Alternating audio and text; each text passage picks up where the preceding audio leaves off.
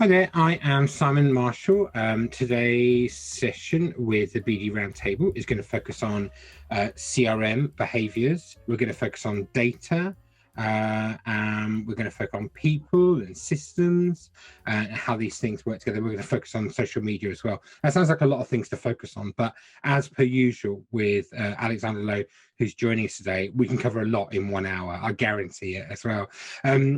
Alex, would you like to give everyone an introduction? Introduce yourself quickly. Absolutely. Welcome, everybody, and thank you, Simon, for having me here. So, for those of you that don't know me, I recognise a few names on the screen. My name's Alex, and my background is sales and marketing, 15 plus years, recruitment, then into PwC, then into Berman Leighton Paisner as was, where I set up their key client program. And also towards the end of my time there was introduced the concept of social selling. So how do we use social in terms of BD, then moved into commercial real estate. So with James Lang LaSalle, where I led the first ever global social selling program globally in the commercial real estate sector, apparently according to LinkedIn, again, using LinkedIn and LinkedIn Sales Navigator to start business conversations, to generate BD conversations. Then became an independent consultant for 4.5 years, consulting back into professional service organizations, helping them understand the new world order of socials, CRM, data, and so on. And then most recently, I have joined an AI MarTech startup called Lately, which leverages the power of AI to create social media posts for you. That is me, Simon.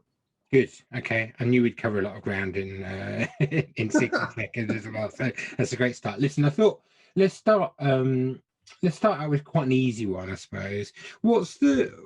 Ideally, how would a CRM program work if you're at a law firm or a professional services firm? What can you give me some ideas, just some hints? It doesn't have to be, comprehensive, just some ideas from you as to what it would look like if it's working. I think there needs to be some structure in place already, i.e. you're running via industry, practice group, you've identified the top 20, top 30 accounts that you want to work with or you want to maintain and develop from. Because fundamentally, if you think about what CRM is, it's client relationship management tool. It's a tool purely to manage your relationships on a day-to-day basis, and it's kind of similar to what we were talking about before we went live with Will around project management. It enables you to project manage, if you will, the relationship you have between yourself and your existing customers, just to record what's happening. Phone call, meeting, pitch, value of pitch opportunity, win-loss, and then delivery of that. And if I think back to my recruitment days, way back when at Michael Page, you lived and died by the CRM system. And if you didn't go in the CRM system, you didn't get paid commission. If people weren't going into CRM to understand the rules of engagement with key clients, so don't do this, do this, go and speak to the account lead first before you want to pitch this organization, because there's certain processes that need to happen before this happens, then people were dragged over hot coals. And that's what I always get frustrated when people say, oh, the CRM system is crap, because CRM systems are just dumb, inanimate pieces of technology that are powered by the human beings. And typically, if you don't understand what is the outcome we are trying to generate by having this platform, this tool in place, and why am I being asked to input this data, then we just feel it's just a management tool to drive KPIs, which we never really understand the outcomes of. And if I look at my experience being, within Big Four consulting firm, within a law firm, typically CRM systems are just seen as either email marketing databases to invite people to events, or just have lists and lists of contacts, and that's it. They don't really understand the whole capability of what can be done in terms of reporting to help then have better conversations with your clients, so you're not tripping over each other. But there has to be a kind of a direction of travel that you want to be going in with your client base in order to then have a system in place to support that. Before we dig too far into the kind of things that aren't working, I wonder if there were any things that you'd highlight that you've seen that really do work. The systems, I mean, you've been at JLL and you've done a social selling program. So, I mean, clearly, there's been some successes in places where, likewise with Big Four. What are firms getting predominantly? What are firms getting right at the moment?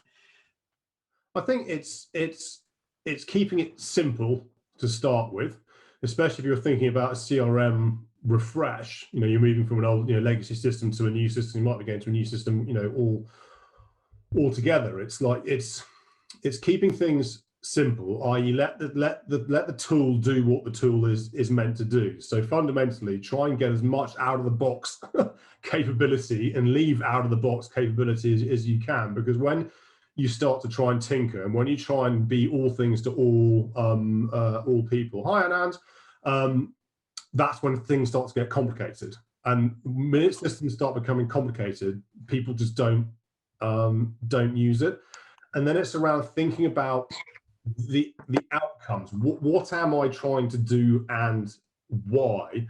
And then work backwards through your processes to understand what does your current process have, what are your current processes in place that can be augmented or can be supported by the new CRM system, if you will, and or you may need to change some of your legacy processes to fit the new way of managing and reporting. And then it's learning, testing, iterating from that. Then it's starting to build out. The key thing, though, I think of the success story that PwC has had with Salesforce. I wasn't part of that, but I've read the case studies, know people work there. It's also leadership.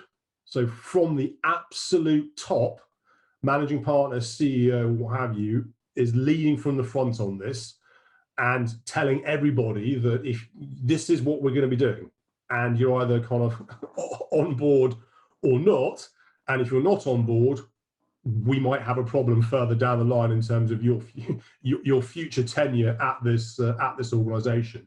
If you don't have that buy-in from the very top and the leadership from the top in terms of actually doing the do as it were, then why would you expect any of the subordinates or the more junior members of staff to do it if leadership isn't doing it? And that's the same whether you want to engage in social media, in terms of reporting, all this kind of stuff. We all know the minute that somebody starts shouting from the rooftops that, oh, I'm not going to do this, then you potentially lost an entire practice group, because if their fearless leader isn't doing it, then they're sitting there, well, if they're not doing it and they're a senior person and I want to get to that position, then why the hell should I do it? So leadership, clear leadership from the top, and then executing upon that.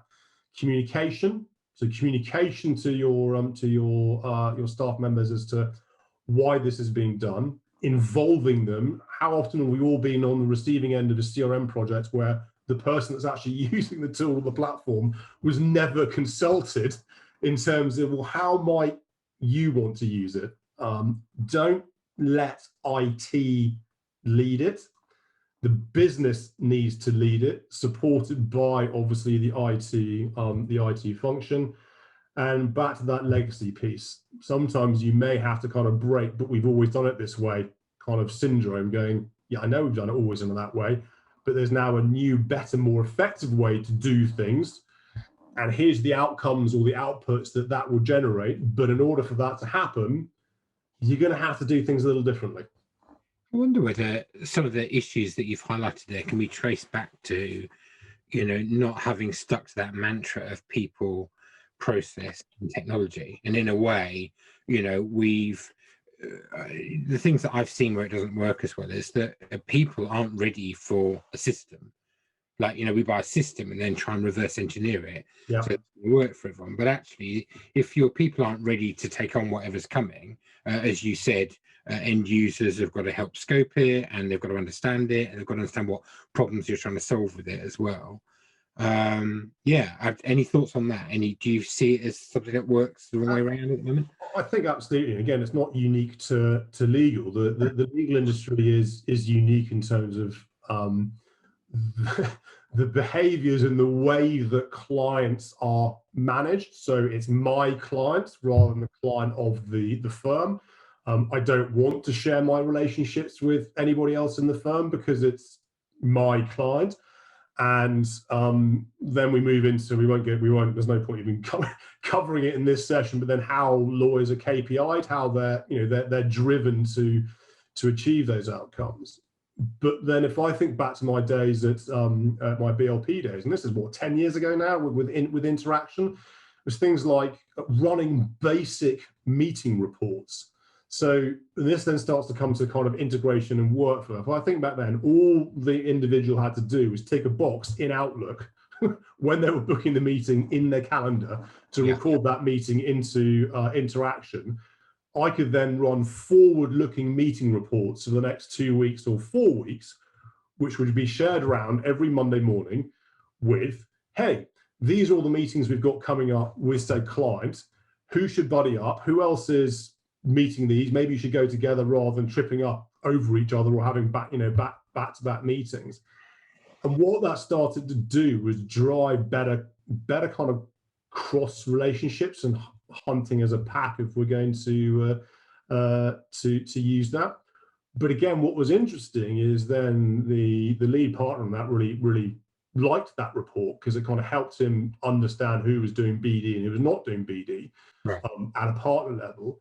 Now, I remember having some partners really tearing a strip off me going, Alex, you've got to stop sending this around because I'm showing 0 meetings, but I've got meetings. And I'm like, well, then something's not happening. All you have to do is tick a box when you're creating that meeting in Outlook. There's nothing different. Either you or your EA or your PA has got to do it. I then had some conversations with PAs and EAs going, that's not my job, Alex. And I had to say, with the greatest respect in the world, it is. And I'm going to continue sending these reports. So we've got a choice here. You can continue shouting at me, but Matthew is my paymaster in terms of who I report to and what I'm doing here. He wants the reports, so he's going to get the reports. And fundamentally, over time, with a bit of stick, guess what? The partners that weren't playing ball started to realize that I wasn't going to shift. And actually, these meeting reports were quite useful because we were starting to get at, using data, albeit very basic data, just of who's meeting who, to have just better client conversations. I remember CMS, so it would have been 04, around there. We had a series of very highly educated and highly proficient kind of PAs and VAs and whatever as well, EAs. And you were given a pay rise if you'd go and do the interaction training, you come out the other end of it and do it properly as well. And a certain tranche of people would do it. And then instead of offering them hard cash, you used to offer them chocolate to come up to the training sessions instead, and the attendance rates went through the roof. Okay, because people don't necessarily go after the big kahuna. They want the small and regular awards for coming along and updating and teasing their knowledge out, and it works perfectly well as well. I think you're right though, that's where this is what I mean though about the nature of the people element of it. Like if you knew what your role is in relation to that project, then you're more likely to understand if I don't do this thing, then it has knock-on implications for things that happen over there as well. Absolutely, but what that highlighted was two things to me: was a lack of understanding of what the system could do. Yeah. In terms of reporting out outputs, if you will. So me going to Matthew at the time and a few other partners going, if I could do this for you, would that be helpful? Yes, that would be helpful, Alex. I didn't know we could do that. Right. In order for that to happen, this has to happen here. It's a simple, just tick the box when you're putting meetings into Outlook that are client related or part of the top 30 or the key client program. We can then run these reports so that we can just see what's going on. This isn't I'm trying to stop you from having client meetings. This isn't us being sneaky trying to steal your clients. It's just trying to make a better experience for clients so that you're not all, someone has a meeting with them on the Monday, then the next day someone else from BLP goes meeting on the Tuesday, and the GC or the managing director of the bank, whoever, is going, why didn't you just bring Bob, Sally, Jane along to the meeting yesterday? That's why are we doing this? This is just not good for me in terms of that experience. And it was just a very, very simple thing, but it was the lack of understanding of what the system, what the art of the possible was, because it was, here's a CRM system, it's just to manage contacts and then send out marketing emails. And is your experience, before we move on to some talk about data a bit more, before we talk about the social media influence side of things, is your experience that CRM within professional services is getting better? And I'm not just talking about the systems, but actually the behaviours, as it were, around it. Are they getting better, or are we still just where we were previously?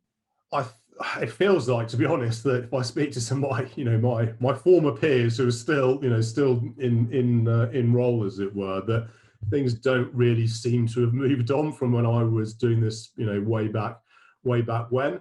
What I am seeing, though, is because we're coming to kind of the life cycle of some CRM contracts that are in place with some brands out there, that is kind of forcing the agenda for organizations to start thinking about, well, what does the next iteration of this look like?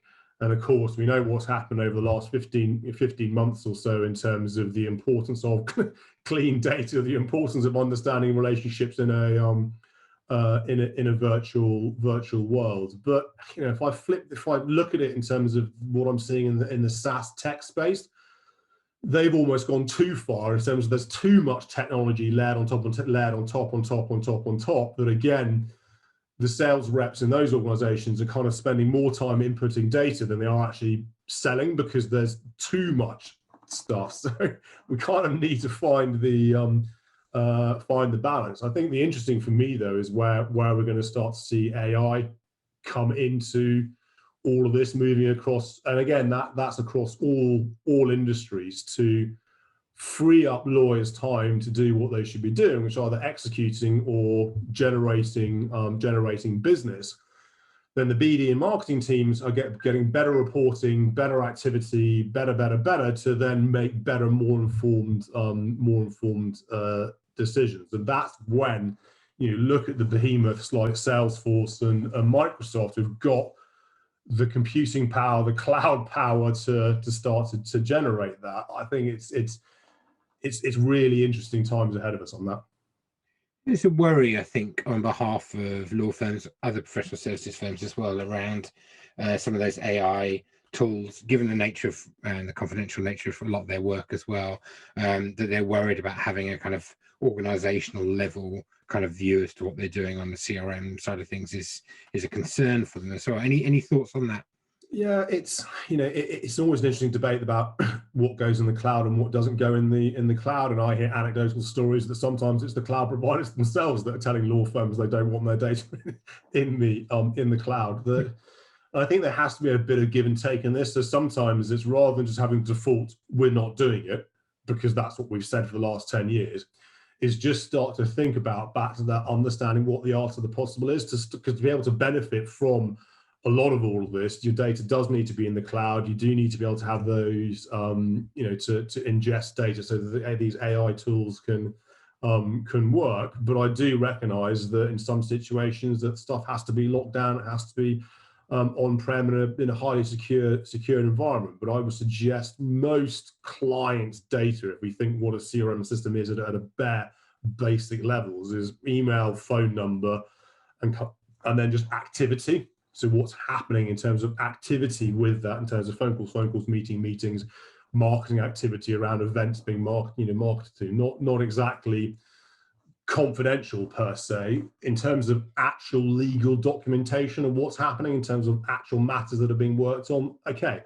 I recognize there are going to be situations where they do need to be in a more secure environment. But I think from a CRM perspective, in its own right, the organization is almost going to be forced to move to the cloud, because a lot of the on-prem stuff isn't being supported anyway.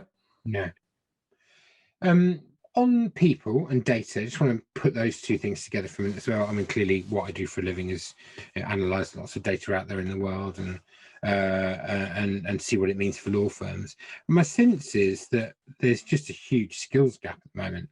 Like, people don't even know what questions they can ask, or what questions they can ask other people to ask in relation to the data. Is that a fair observation? Or yeah, I think it is. I think there's a skills gap. I'm not suggesting that that can't be filled by the people that are already in in role, but then that comes back to, and each firm is unique. If you were to ask 100 lawyers what does BD do, I'd guarantee you get 100 different answers, because it will be dependent on what their expectation of the BD support is in that particular guise. Yeah, I think what's interesting is that there's articles are being authored on this back in 2017. It's around do you need a data scientist in your marketing team? There's a tweet from a lady who was at LinkedIn. She's now at Cisco, saying that any marketing exec who goes into data-driven exec meetings and starts with the words "I think" may well be asked to leave. Now, the interesting thing is dare I say it, that at the very, very top, you have individuals who maybe just aren't interested in learning the new world order because they've only got so long left on the clock, and why would they? Or maybe they're fearful of admitting that they don't understand what the new world order is and what the art of the possible is. And I'm not suggesting that you need to go to the extremes in terms of what we're seeing in the world of SaaS tech. But I do believe that you need to understand the art of the possible in the world of kind of CRM data, social media data, supporting AI tools on top of that, and then work backwards. What I always do with my clients is, take them to the absolute extreme, almost to the point that they get terrified. And then they go, that's too far. But by the time they kind of come back a bit, they've actually taken 2 or 3 steps forward without necessarily realizing it. Yeah. I think there's a lot to come this year. I mean, I've predicted that, that some regular training for your teams about those things, and I saw Martin Bragg said over the weekend that it's a brilliant phrase. What was it? An assumption was just a posh guess, and I kind of like that. I love that phrase, right? And the idea that I think that we as marketers, we have to work, as you said earlier, from art and science. We need better data, and then still to make really gut informed, appropriate marketing decisions. It's still a bet. Fundamentally, are we going to bet on this or this client? But I think that we narrow the range and improve our odds by using better data. Absolutely. And I think that that's then where there is a lack of maturity in professional services compared to other industries is that ingestion of third-party data. Yeah. So I'm not talking things like if you've got Sales Navigator and you're bringing in LinkedIn data into your CRM environment. I'm talking about using things like ZoomInfo, RelSci, which are these third-party data platforms which give you much deeper insight in terms of the who, the what, the why, and the how. I do recognise that obviously Europe has its GDPR complications around that. The US market is very different, but that's where there is a lack of maturity on that side of things in professional services, because they still rely on their own data sets. And that's why technology platforms such as IntraHive are absolutely brilliant, because at least you've got some form of automation to start to keep CRM data clean. Because we know the minute a piece of information goes into CRM, it's already out of date. It's already out of date. All data is just historic, right? All exactly. Data. And that's where it's then looking at tools such as IntraHive to help you manage that data, so at least it's clean. But of course, that data this is the here and now. It's a brilliant tool in terms of mapping the email relationships of who's emailing who, what are the cadences in terms of those response rates to start to score those types of relationships. But then you start to layer that with things like your social media data around your relationships that are outside of the day-to-day. So, Simon, you could be the chief executive of an organization, but you're my golfing buddy, and I don't see it as a business relationship, so I'd never email you on our internal system. So that relationship's never going to be picked up by something like an IntraHive, because we just never email that way. But then I'm connected to you on social. So somebody then starts to map both the social data against your internal data. So, oh my goodness, Alex, you're connected to Simon. And then it's taking that one step further. But we come full circle back to the behaviors of people. Your point, people, process, technology in that order. So it's like in anything in life, it's not easy, but I do believe that if firms are now considering that they're in a CRM refresh or they're in CRM review, I would absolutely start looking at kind of the third-party data to support what you're already doing in the day-to-day, just to help you make better, more informed decisions about who you should be talking to about what, and whether you're going to go this route. This then starts to thing in things like your marketing data. So your marketing data to support with your CRM data. And this is where, if people on the call aren't doing so, follow a gentleman called Seth Mars from Forrester, MARRS. Because what Forrester are now talking about, and this is this subject, is what they call dynamic guided selling. So it's how B2B sales across all industry now needs to start taking a leaf out of e-commerce.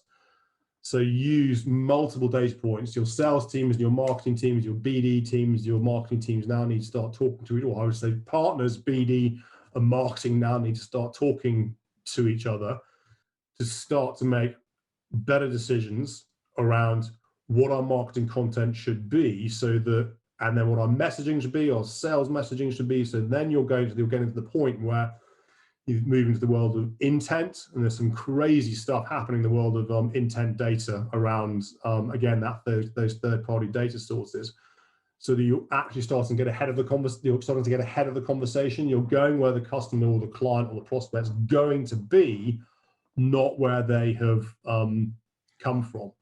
That requires a different thinking process, and that does require a different kind of skill set. Now, you and I geek out over data day in and day out, and it's not for everyone, but maybe then we need to start thinking about the construct of BD and marketing teams, that you need to have the equivalent of me and you within that organization, and that's what they do, supported by someone who's a brilliant content strategist, marketing strategist, and so on. I think, a few things on that. One, I think that you should probably start out with that outcome intent, whatever that objective is on the right-hand side of the function. If it's adding X million or adding X clients, or, revitalizing the relationship with certain clients, or getting a key account program to achieve, 10% growth between it, whatever it might be, I think that everything should flow backwards from the balance sheet through all of the activities. And I think that, for a lot of years there in the legal sector, I think it's fair to say it's flowed, where it has flowed, it's probably flowed left to right from comms and marketing. And then we're going to get to this, there's a disjoint in the middle, and then there's BD and CRM that happens over the other side. But I think that data and social media and CRM are things that they're the golden thread that take us across all of those different points of the journey, from comms and marketing and BD and sales. Frankly, let's call it what it is, right, to the other side of things.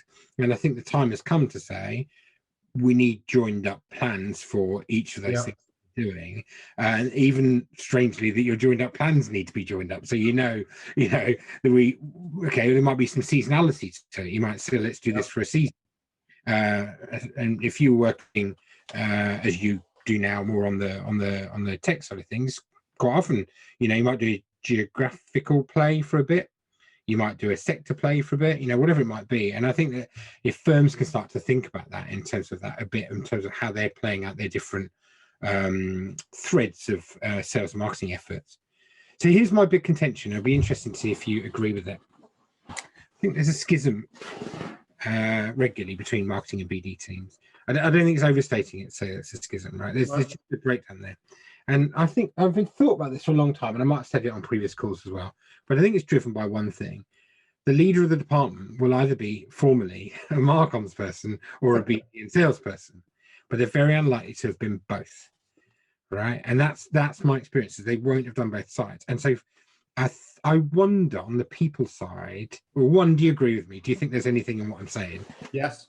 Yeah, it's the same. It's the same across all industries. Again, this is not unique to legals, and there's research out there which says this, and there's the research out there which is now saying that your sales teams and your marketing teams, you've now got to start working together. So in legal, your sales team is BD and the lawyers.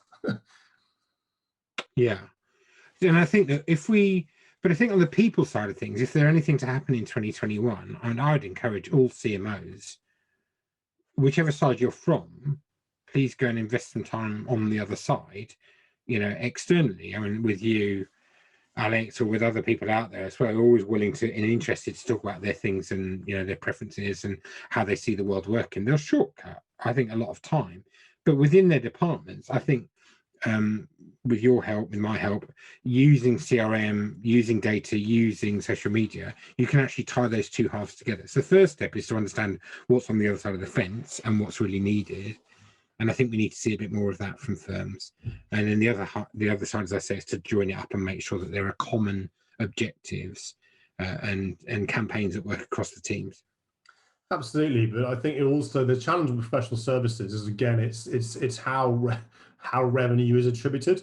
Yeah. Let alone if it's profitable. If it's profitable, the revenue is a whole different, ball game around that. But it comes back to kind of the KPIs of how people are revenue driven. Of course, the majority of BD people don't really carry a number, or if they do carry a number, it's kind of, there's so many kind of moving parts around that. And CMOs don't really carry a number, because the law firm it's a tricky one. Unlike in SaaS tech sales, it's pretty straightforward in terms of the way the product is, the pricing is the pricing.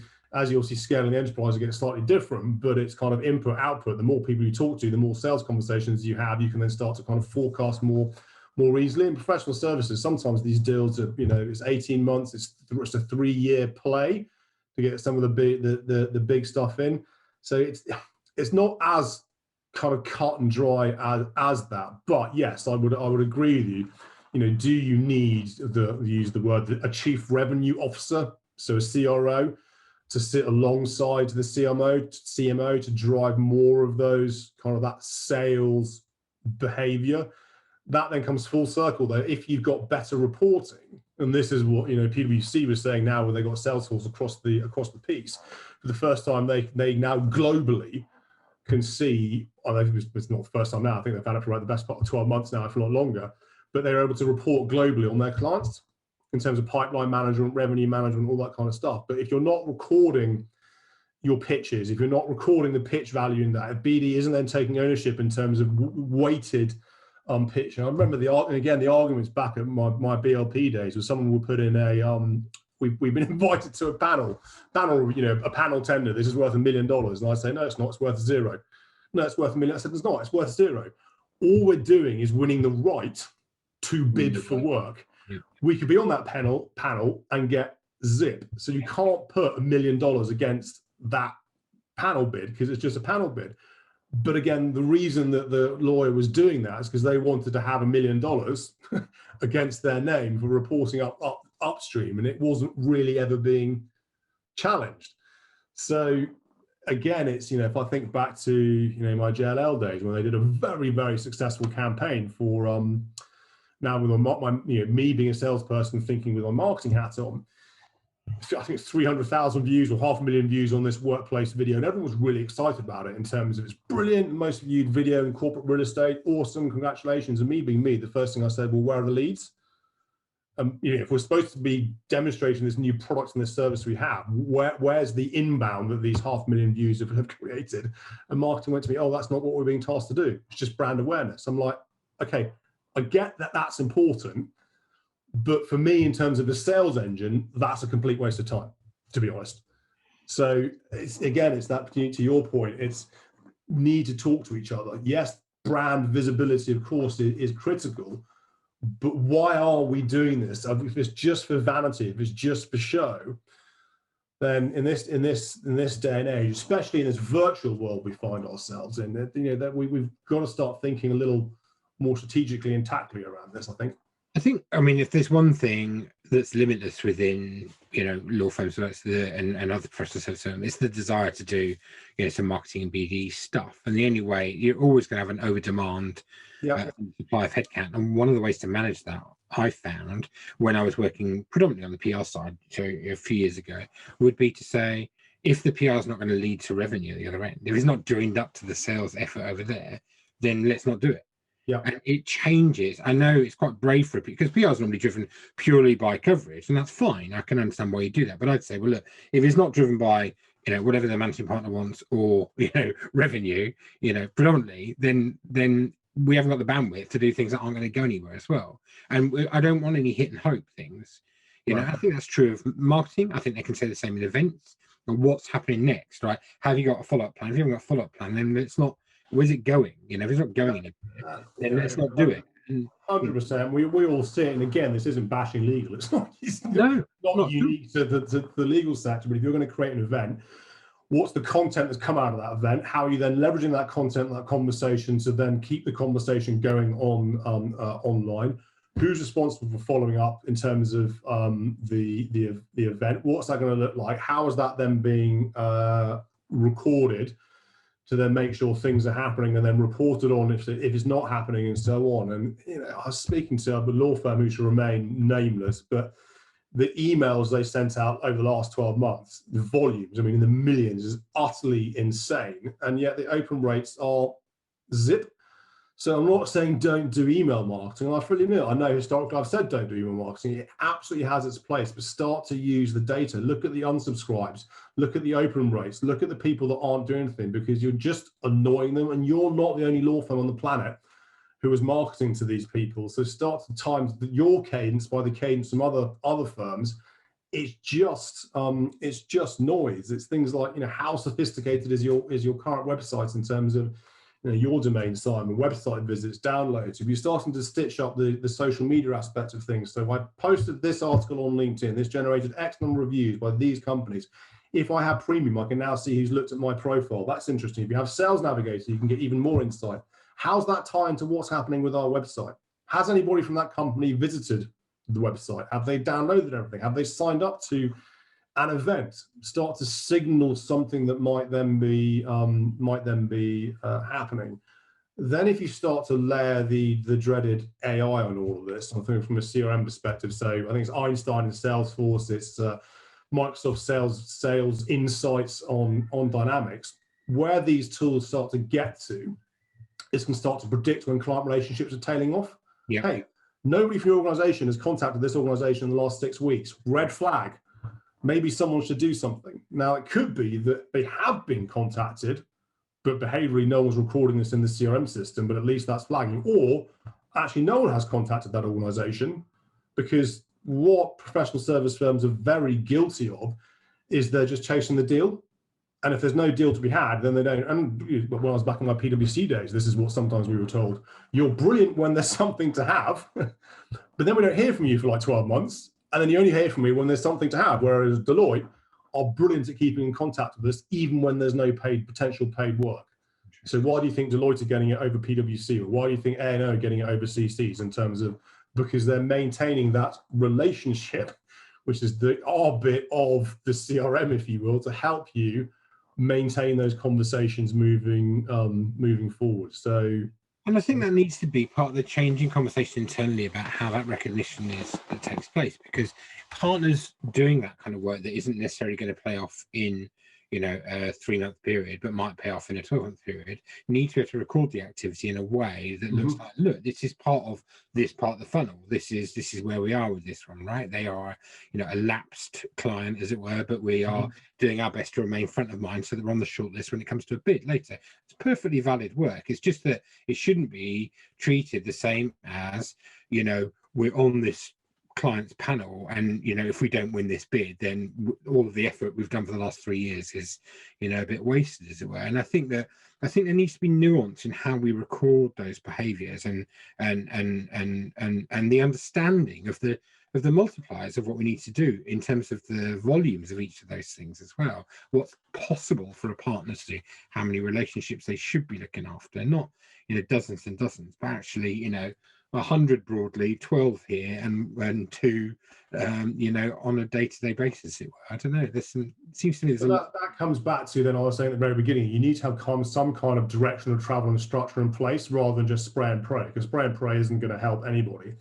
And that's now where things like the data can start to help you make more informed decisions around this. But also, elephants in the room, BD should be client facing.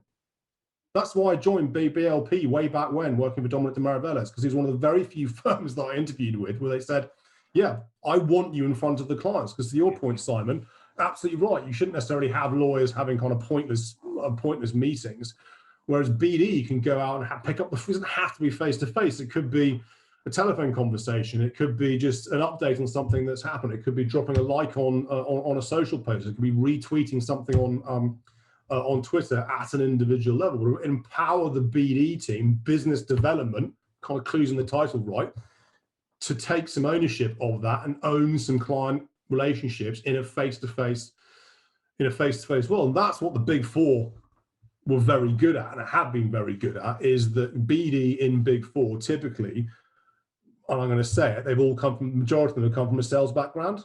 That's why back in the day when I joined PwC, like 16 of us left Michael Page, hardcore Glengarry, Glen Ross, cold calling sales environment, to go into that environment. And we were told, set meetings for partners, go to client, get meetings for partners, bring them in when it's when it's appropriate. You're now starting to see in some cases, BD making equity partner in Big Four and manage those big commercial relationships that are worth multiples of millions of dollars, which is taking more of the model of kind of the SaaS tech world of, you are the BD person owns the revenue number, and then the technical salespeople are brought in at the appropriate time. So the equivalent would be the lawyer. So the lawyer comes in as the technical salesperson at the appropriate time, and the BD person is kind of the conductor, orchestrating all these moving parts within these accounts. And we're not really seeing that in the legal space yet. But that's going to take a brave fundamental shift, in my view, within the sector for a firm to do that. Of everything, the legacy, the history, the challenges that are just the nature of the beast of law firms. Yeah. Okay, listen, thank you so much for that. What I'm going to do is, for those of you who've been watching on catch up, it ends here. And if you want to join us for the next part, the best thing to do is to join the BD Roundtable's kind of group of individuals. It's free to sign up. And the details are on the post on LinkedIn as well, because the rest of the people on the call now are going to ask Alex loads of questions about what he's been talking about today. So Alex, listen, thank you from my heart. You're always a brilliant speaker. We've covered a lot of ground today, but I do think it's a good idea for the remaining people on the call. They get to ask all these questions. So I'm going to switch off this video. If you want to say goodbye to the YouTubers. Bye-bye, YouTubers.